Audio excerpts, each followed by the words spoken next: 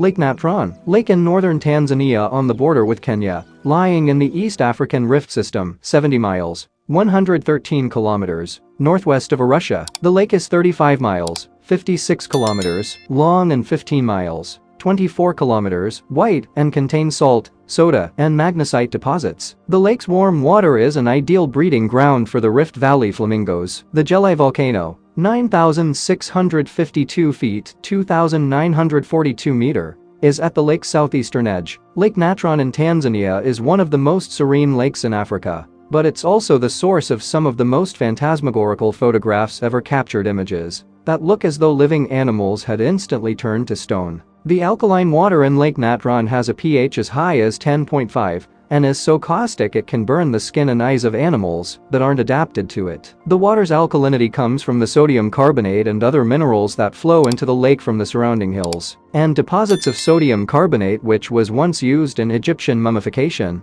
also acts as a fantastic type of preservative for those animals unlucky enough to die in the waters of Lake Natron. Despite some media reports, the animal didn't simply turn to stone and die after coming into contact with the lake's water. In fact, Lake Natron's alkaline waters support a thriving ecosystem of salt marshes, freshwater wetlands, flamingos and other wetland birds, tilapia and the algae on which large flocks of flamingos feed. Lake Natron is one of two alkaline lakes in that area of East Africa. The other is Lake Bahi. Both are terminal lakes that do not drain out to any river or sea. They are fed by hot springs and small rivers. As shallow lakes in a hot climate, their water temperatures can reach as high as 106 degrees Fahrenheit, 41 degrees Celsius. The red color comes from bacteria. The lake's salinity has welcomed salt-consuming, halophilic microorganisms called cyanobacteria, which need photosynthesis to survive. Generally, cyanobacteria carry different pigments. In Lake Natron, their pigment paints the water a striking red. Somehow, a few species of fish, invertebrates, and algae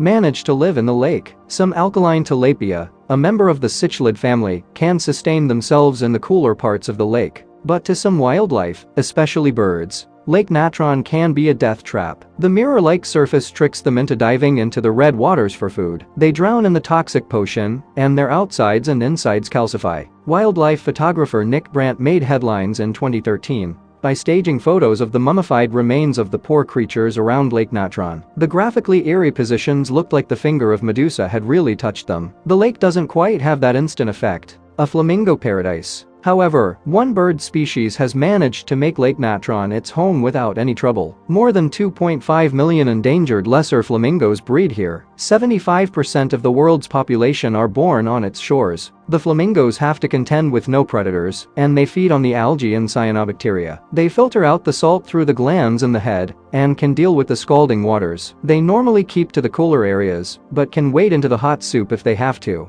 Their skin is tough enough to prevent burns. For most humans, the lake's qualities are more suitable for the dead than the living. The ancient Egyptians used sodium carbonate and bicarbonate in the mummification process. Lake Natron would have saved pharaonic embalmers a lot of work. People have occasionally survived the lake's potency. In 2007, a helicopter carrying a group of wildlife videographers wishing to get footage of the flamingos crashed into the lake. It ended up nose first in the water. Everyone survived the crash, but they were in the water unprotected. It burned their eyes and skin, but they managed to drag themselves ashore. Here, some local people helped them. If they spent any longer in the lake, they would have died. Currently, Lake Natron is under threat. The proposed construction of a hydroelectric plant on the US Ongiro River and a soda ash plant on its shores threatens the lake's salinity and the flamingos. While this lake remains deadly to most, it is still a vital ecosystem.